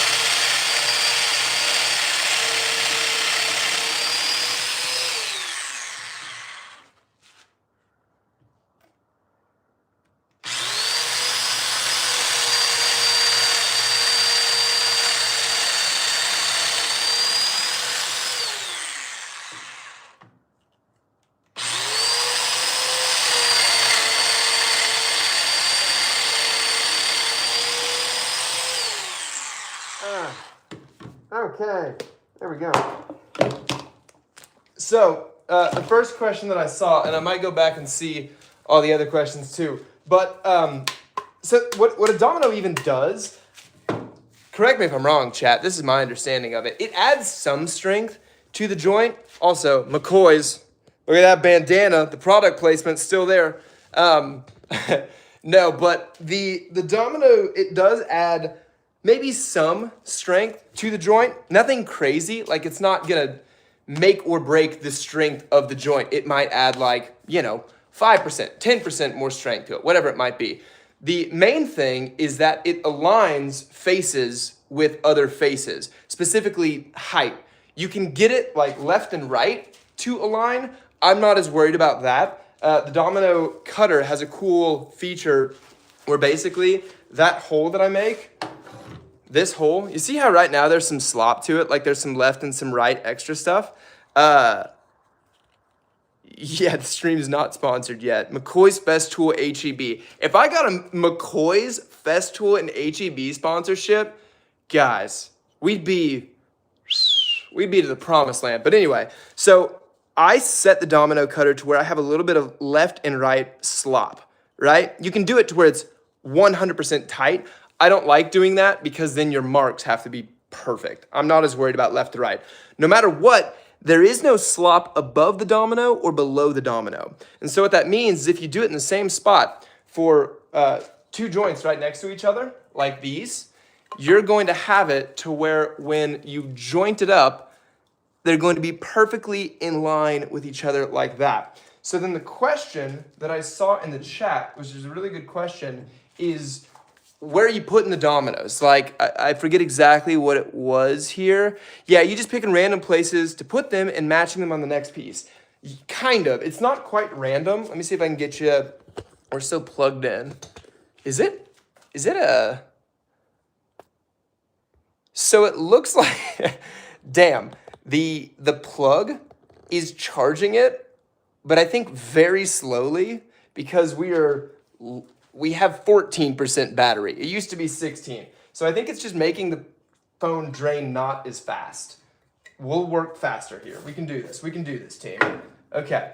So what's going on is I have set up my order of these guys right here.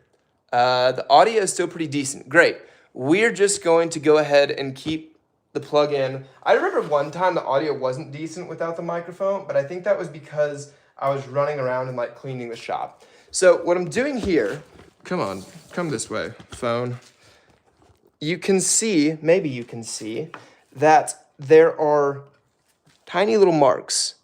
And so I picked an arbitrary place. I wanted to get pretty close to here, but I needed some room because I'm going to do a nice radius on this.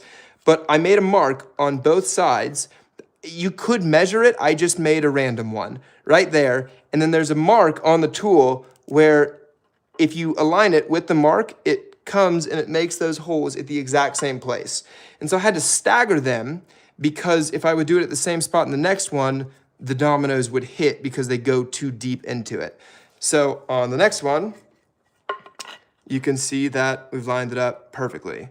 And same on the last one. So yes, they're kind of random. I tried to do 3 evenly down the entire length of it.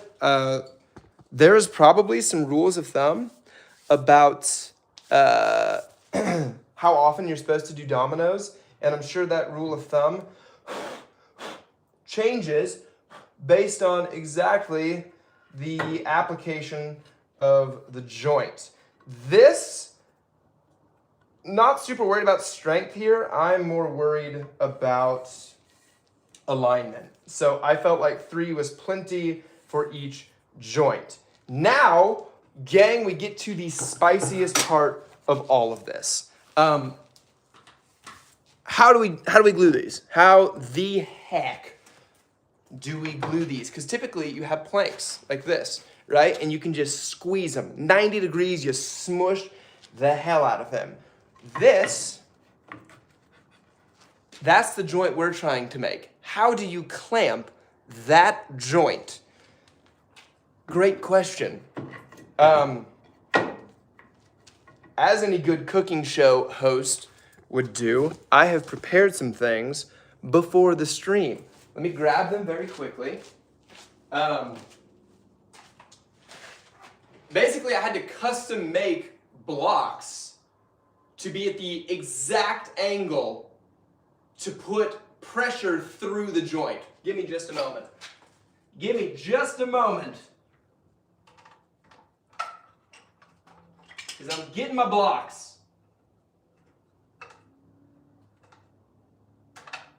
From a different joint.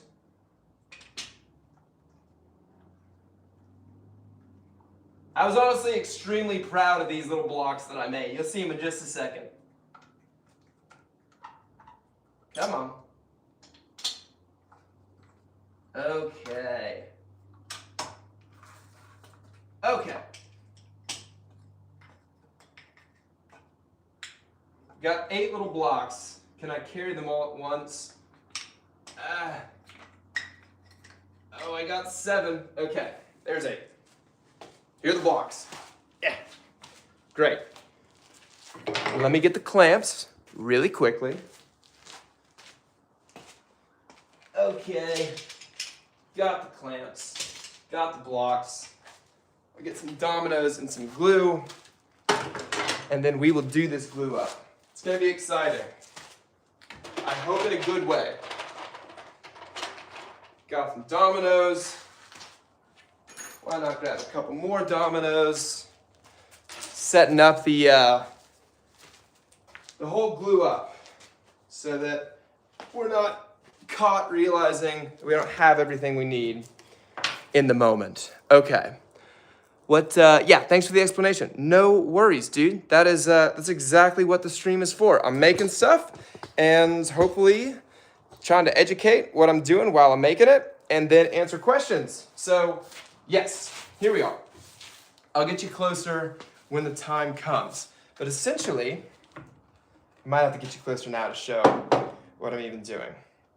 So this is what the joint is going to look like. Let me get all the extension cords out of the way so that you can see what's going on. Okay, that's not it. That's it. Do we see this joint? This joint is 90 degrees. See it? Yeah, 90 degrees. Bang, just like that. Great. I have cut these blocks at an extremely specific angle. It is not 90 degrees. That's actually 78.75 degrees. And trust me, that's the number. That is the number that we need. This block goes right there, and this block goes right there. And look at how perfectly that fits. See how well that fits? Can you see how well that fits? I don't know. But the key, the kicker to all of this is that these two surfaces, these guys, are now perfectly parallel to each other. So I can put a clamp right there and squeeze it, and it squeezes everything through the joint. That's what's happening. And I have 8 of them so that I can do it all the way up the length of this thing. And the dominoes help prevent anything from slipping while I am doing that. So now, all that's left to do is to, like a glove is right. All that's left to do is just the scariest part, which is actually gluing it. And we're gonna do that right now. And how much battery do we have? We still have 14%.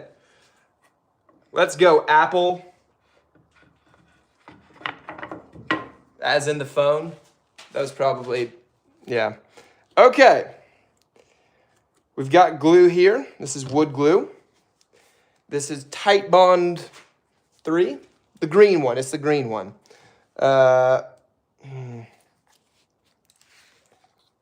My squeezy bottle, which is the technical term, isn't squeezing as well as I would hope. Oh, I might have just cleared out the gunk. Maybe?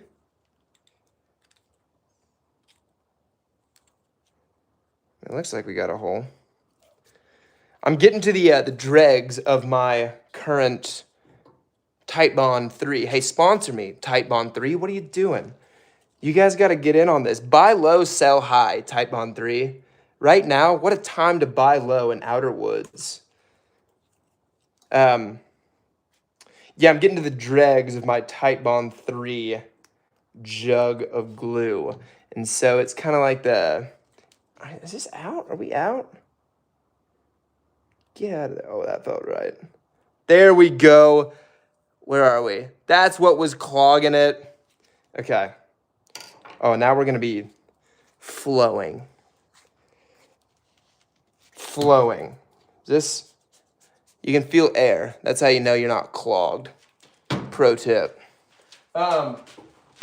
Tight Bond 3. Sponsor me. Not really. Really, though, sponsor me. I'm stalling. Can we tell? I need one more thing. 2 more things, actually. Okay, it's game time. So, I'm going to flip these around, actually. 1, 2, no shit. 1, 2, 3, 4. Okay, right on. I'm gonna get you down in it because let's be honest, you guys want to see what I'm doing, probably more so than you want to see me, as long as you can hear what I'm saying. It's game time. What you want to make sure is that none of your holes from the dominoes have any sawdust in them. I cleared them out pretty well earlier. And you also want to make sure there's no like wood that's flaked up or like flipped up. You want to make sure those surfaces are really nice and clean, no debris in there, because the debris is going to make it harder for those joints to get super, super tight.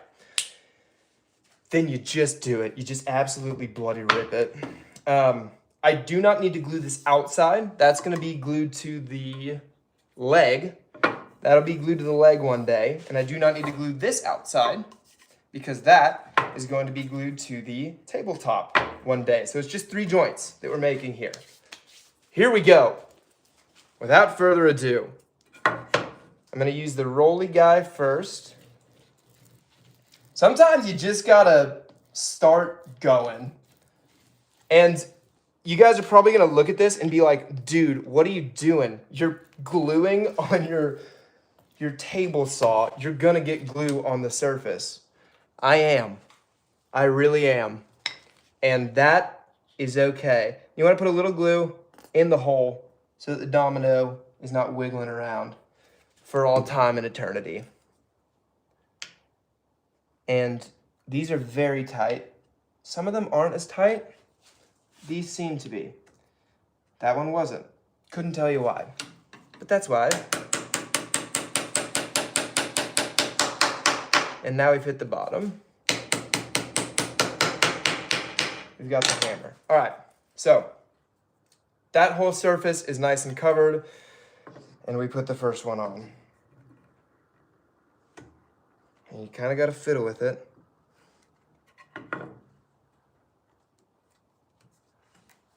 Whoa. This one's tilted. Remember that side-to-side slop? This one was just tilted a little bit. And so the side-to-side slop wasn't even good enough then. Get the hell in there. There we are. Now watch. This is just going to tighten right up. Beautiful. And that's pretty level. I'm happy with that. Okay, no time to dally. 1 to 2, 2 to 3. Let's do the next one. Oh, you know what I didn't do? It's okay. I didn't put glue on the top of the dominoes before I put them into their other holes. Not the end of the world. I really, I'm not too worried about that. There's so much glue in this joint that that's really not going to be too big of an issue. The glue will probably end up seeping into that hole. Anyway, get that in there. That one just went right in. Don't know why. Hello? Don't love that. Why does that feel like it's stuck on something? I don't know. It's okay. Yeah, so back to it. You're probably going to be like, Tanner, why are you doing a glue up on your table saw? I don't know. I'm just going, dude. Let's not forget this twice. So we put a little bit of glue on the top of the domino so that when it goes into the next hole, it's got something that can kind of stick into. Oh, that felt nice. That was good. There it is. This one slid up just a little, but remember, you see that? So it wasn't quite aligned left to right, but I could kind of slide it down. That one doesn't look perfect yet, but remember, we got so much squeezing capabilities later. It's gonna be okay. Yeah. If I'm squeezing it right now, I can get the seams to tighten up. And these inside seams, not nearly as important as the outside seams. So, we'll get there and get there. 1 to 2, 2 to 3, 3 to 4. Last one, can we see it? Okay. Getting glue all over my tabletop. The thing about it, the reason that I'm not worried about that, guys, is because whatever material that is, I've done this before, and it really seems like once the glue is dry, that you can just pluck it right off. And that was super loose, and I don't know why. It's okay. Okay. Go in there. There we are. A little bit of glue on these. Okay, excellent. And that goes just like this. Go. Yes. Okay. We are not out of the woods yet. It's all together, which is great. Let's bring you down here, because this is kind of cool. Okay. Yeah, you can see it. Okay, great. Yeah.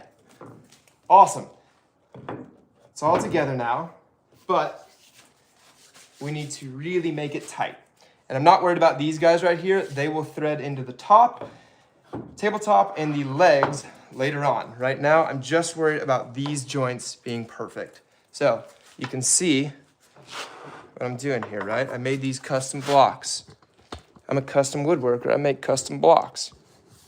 Can we see that? Nice. Okay. And what I'm gonna do, see if I can get you a good view while also still getting this done. Get up there. Nice. And you can kind of change where the pressure goes. Right now, I'm just gonna put a little bit of pressure. Just a little bit. We're still good on alignment left to right. So I can see there's a little gap down here. I want to try to close that. But right now, let's just keep trying to, like right now, if we did nothing with the joint, I think we're at like a 75. And right now, we're just trying to get that number as high as we can, just kind of incrementally in case things start to set. Oh, that was great. Okay, you can't see it over here. Maybe you see right there. That's little beads of glue. That's really, really good. That's what we're trying to get everywhere. So now the ends are done, and you can still see the top has just a little bit of a gap. But I bet you that's gonna go away. Because we got more blocks. And I haven't really even squeezed either of the two sides very hard at all. I'm just trying to kind of set it right now. You don't want to accidentally glue your blocks. Okay. And again, it's kind of tough to figure out vertically where exactly you should put the pressure. Like I could put this clamp higher or lower on my little blocks. All right, here's what I hope that we see, guys. As I keep squeezing this, right in this joint, I'm hoping that that black goes away and we have beads of glue that start coming up. Come on. The black is definitely going away. Here's some beads of glue. That's pretty good. We got beads of glue there, you see it? Some right there, some right there. We've got one more clamp that we're gonna be able to add, which will help. And I'm looking at the ends too, because I can kind of see like if the entire face is contacting the entire next face. And the ends look really good, which it's good, that's great.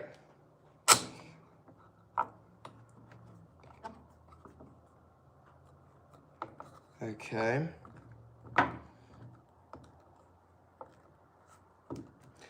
I'm gonna move the pressure up a little higher because that middle seam is kind of being a little finicky.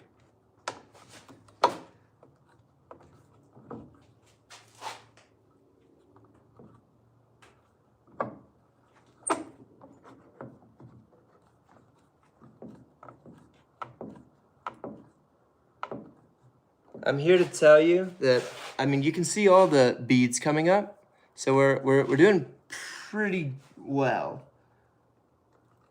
compared to the first run of this, I can tell you we're doing really, really well. Like I see beads in this middle guy. And if you see beads like right here and right here, it's just like the very top of that one that maybe isn't perfect. So what I'm also looking for here is at the very end, you can see whether all these interfaces are parallel with each other or if there's any gaps. And right now, they look very parallel, which is awesome. What I'm gonna do, so now you can start really kind of squeezing these because everything is pretty much in alignment. What I wanna do is, if you'll come with me real fast. How we doing, everybody? I haven't really looked at anything here in a while. What I'm gonna do, so I'm gonna keep squeezing the bejesus out of this thing.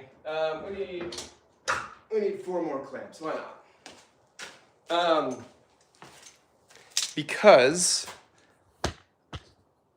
the only thing that can really happen is if you squeeze too hard, is theoretically you could kind of like warp the entire thing. I'm not really too worried about that.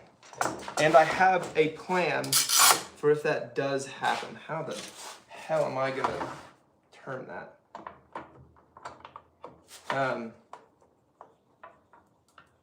Oh yeah, that helped. That was good. And what I'm trying to do here is I'm basically trying to apply pressure near the exterior of this radius and the interior of this radius by adding another clamp. And I'm seeing over here beads that are coming out of all 4 of the seams. So really good there. I'm gonna release this one and put it a little higher to see if we can keep working on the exterior middle seam. That's the only one where right now it's not perfect. However, the thing about, can this even, shit, this can't even get there. That can kind of get there. It's not perfect. The thing about it is that I think if I go into this joint at all, like I sand this joint at all, I'm actually pretty confident that we are going to have extremely tight face-to-face contact the entire way through that joint. And I have to sand it because right now it's, as you see, angled, and the final one is going to be curved. So I have to sand it a little bit, and we're gonna get deeper into those joints, and I think they're gonna be very, very tight, which is great. There's one other thing, geez, how do I even get over there? There's one other thing that I'm gonna do that you'll see in a moment for this joint, and it's gonna kind of be an insurance thing. It looks very good. It truly looks very good. Let's put one more in there.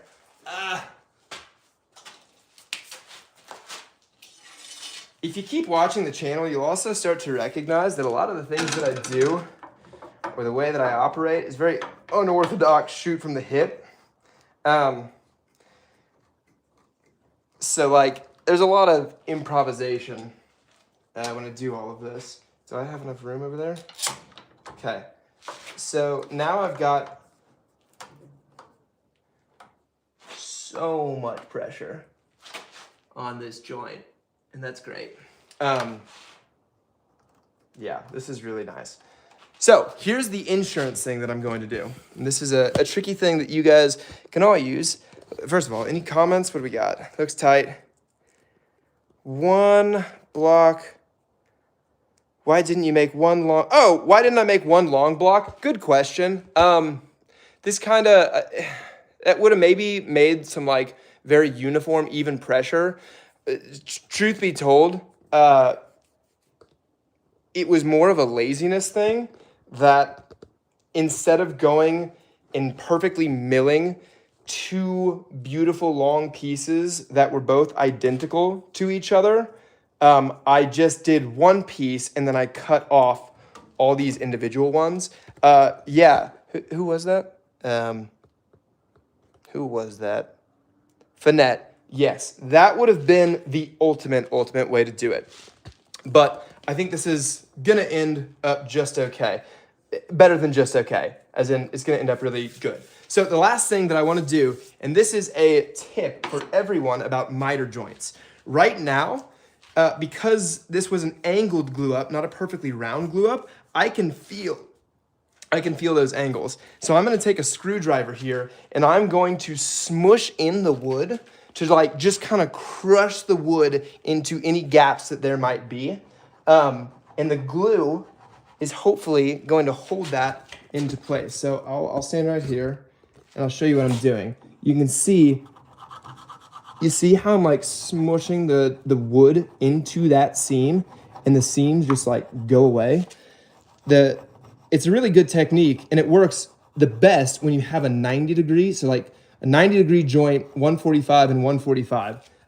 This doesn't work quite as well because the corner's not as sharp and so you can't smash as much in there. And then I've also got these blocks, so I apologize if this is loud.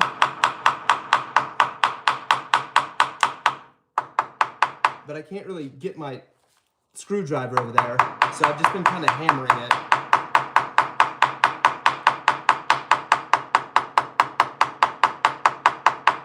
And I'm not worried about damaging the wood here because again, I'm gonna be sanding all of this to be a perfectly smooth radius. I'm just trying to crush the wood into any gaps there might be.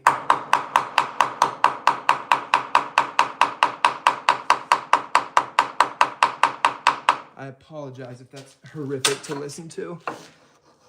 Yeah, and there's a little bit of something over here, a little bit of a gap maybe. But again, I'm jiggling the camera. I'm smashing it with my arm. But you can see, I think you can see. Let me get you to a different place so I can make sure that I'm actually doing this well. Like the gaps are going away because I'm smashing the wood into the gaps.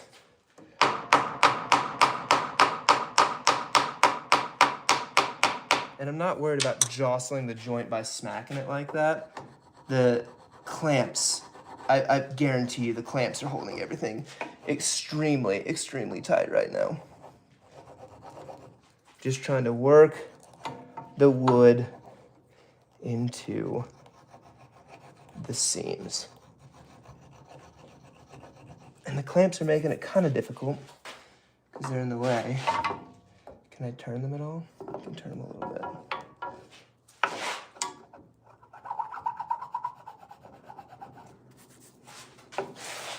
Yeah. Okay, might have to. Let me get rid of this just for a second. Just for a second.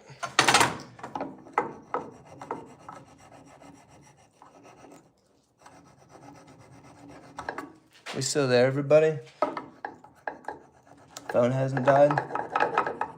So I'm just smashing the wood into the seams. And right by the blocks where my screwdriver can't get in, I'm hoping that by just kind of smushing it with this hammer, I'm accomplishing the same thing. How bad is that to listen to? Yes, JR, great question. Yes, it's much, much harder to fill in the gaps once the glue is dry, because right now the glue is still malleable, theoretically. We're getting to the end of its lifetime, I think. The glue is still malleable. And whoa, what the hell was that noise? You guys heard that, right? Oh, ow! What popped? It might have just been one of the blocks over here.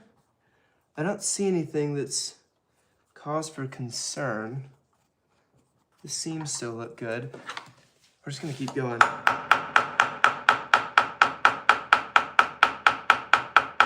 Sometimes things just pop and creak when you got glue. More like when you have a lot of pressure on it. Oh, shit, that's what happened. Okay, interesting. We're fine. Objectively, we're fine. Yikes, yikes, yikes, yikes, okay.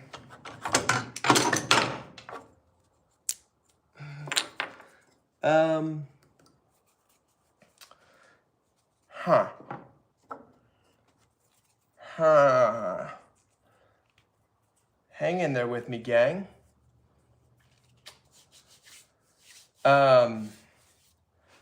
Honestly, we're probably just gonna leave that unclamped.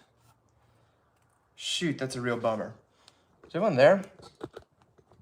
Hey guys. One of the clamps popped. Yeah. Yeah, that's okay. We're just gonna keep rolling. I think that it did its purpose. What I'm contemplating right now as we go is I don't think I have time to make another block legitimately. That was pretty difficult to do. Did that earlier. I don't think I have time to make another block. However, I could use the existing block on one side, and then I could just get like I don't want to just squeeze the corner, which I could do, because if I squeeze the corner, undoubtedly I will dent the corner of the wood, and I cannot do that because that is going to be another seam later. So what I could do is I could get like a paper towel or maybe even a real cloth or something, put it on the other side, and just kind of like protect that corner, but still be able to put some good pressure on it. I think it's okay. It feels like with the rest of everything, still clamping it. You know what the move is? I'll probably just put this one in the middle in a second. Dang, that was a bummer.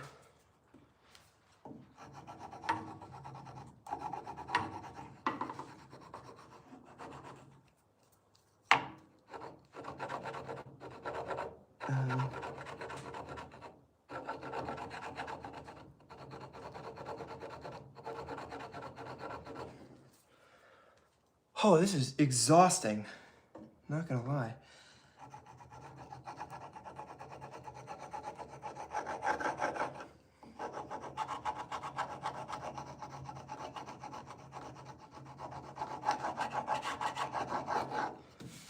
But like, look at how, I mean, the seams are gone. Like there's nothing in those seams, which is fantastic. That's what we want. That is what we want. There it is. A flake of wood right there that keeps wanting to lift up. Hoping that encourages it to stay put. Flakes of wood everywhere.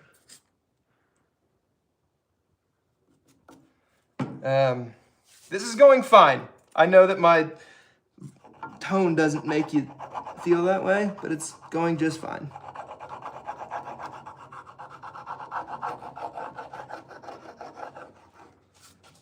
I'm telling you, compared to the last joint, and I'll show you in a moment, this is going much, much better.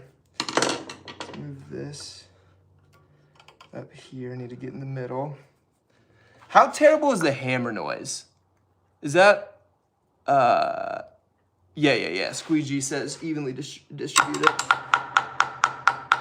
Is the hammer noise horrific?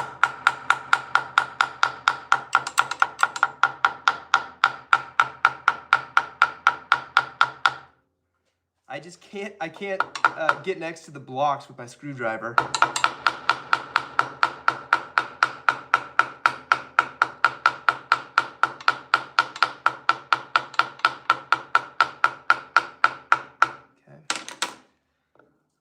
Get in there. Ow.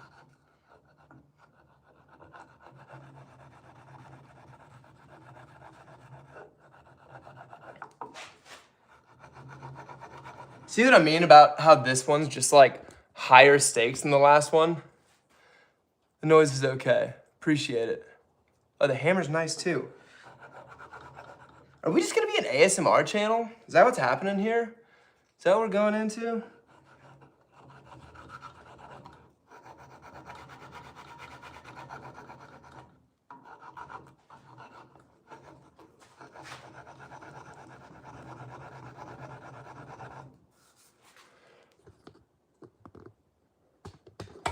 Let's get you right there.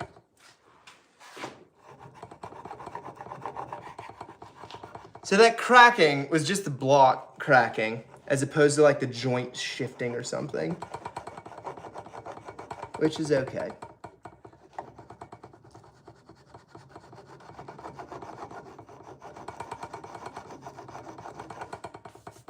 Oh.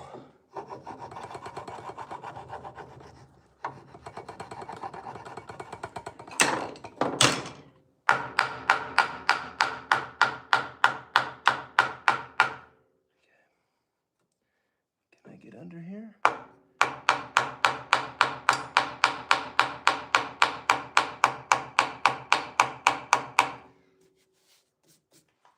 Pretty good.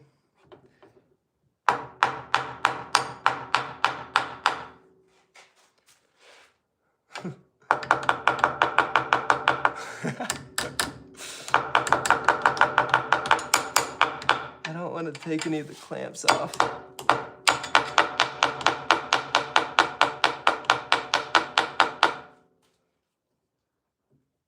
There's just a little bit where I can't get.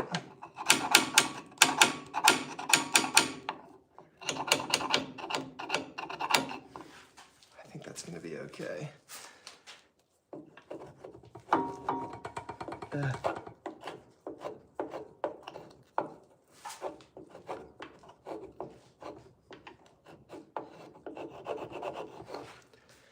Whew.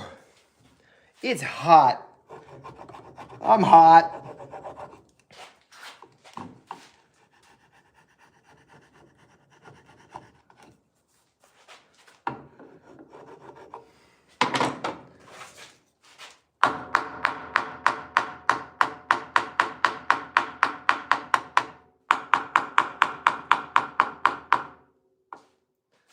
That one. The alignment, vertical alignment on this last one's not perfect. I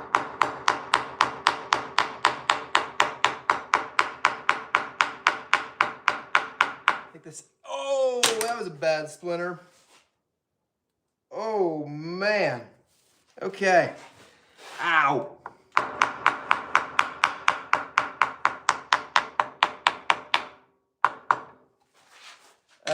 Yeah, the vertical alignment on these two isn't perfect. The joint's really good, but the vertical alignment's not the best. I think that's gonna be okay. Okay, gang. This joint, that's about as perfect. Ow, geez, that splinter hurt. That's about as perfect as I can make that joint. What I want to look at before I go, and I don't think there's anything to change now, it probably is what it is. But first of all, is right here. And I am, oh, let's get you to the right height. Can you see that? Yeah. Can even go a little lower and look up at it. I'm very happy with that. Like, you have beads pretty much the entire way here. That's a perfect seam. That's a perfect seam. I can tell you, compared to last time, that's much better, which is fantastic. Then the other side probably looks, it does. It looks the exact same. And then I'm looking down all of this, and it's like, I don't see anything that is cause for concern. So honestly, very happy with that. Looks good. Thank you, Michael. Ernie, what's going on? GR with the emoji. I'm shaking the camera. My mistake. Noise is okay. Hammer's nice. Evenly distributed. Oh, I could do that. Yeah. So, oh, you might be seeing everything backwards. That could be. What's the benefit of smashing the gaps but the workpiece is still in the clamps. Yeah, I might have answered this earlier, but essentially, if your glue is still, I guess, wet or still, in the process of drying, if you smush it in there, the glue can grab on to the smushed wood and hold it wherever it's smushed. And if your glue is instead hard, but there's a gap, like let's say that, a little gap and there's glue down here in between the gap, it makes it harder once that glue's solid to like smush up the top. But if the glue's still wet, you can like kind of smush things all together and the glue's not preventing the gap from closing. So yeah, I could evenly distribute the clamps. I don't think I'm going to, in all honesty, just because I don't want to touch it. That's really what it comes down to. So that one's chilling. We've been going now for 2 hours, gang. I might call it there. I'm getting pretty tired. I've been talking for 2 hours. Was there one thing else I was gonna do while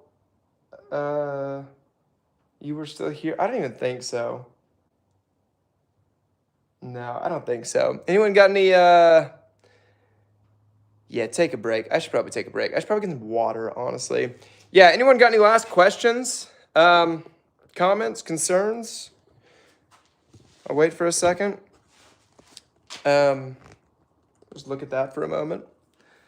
State. Down in Texas, the Lone Star State. It's still hot. It's October 1st. And, yeah. Joe Mama, thank you for stopping in, my man. Yes, we will catch you tomorrow. And also, Joe Mama has one of my favorite nicknames in the world for me, which is just Nur. Everyone else calls me Tan or T or something. But yeah, the last letters is hilarious. The Nur.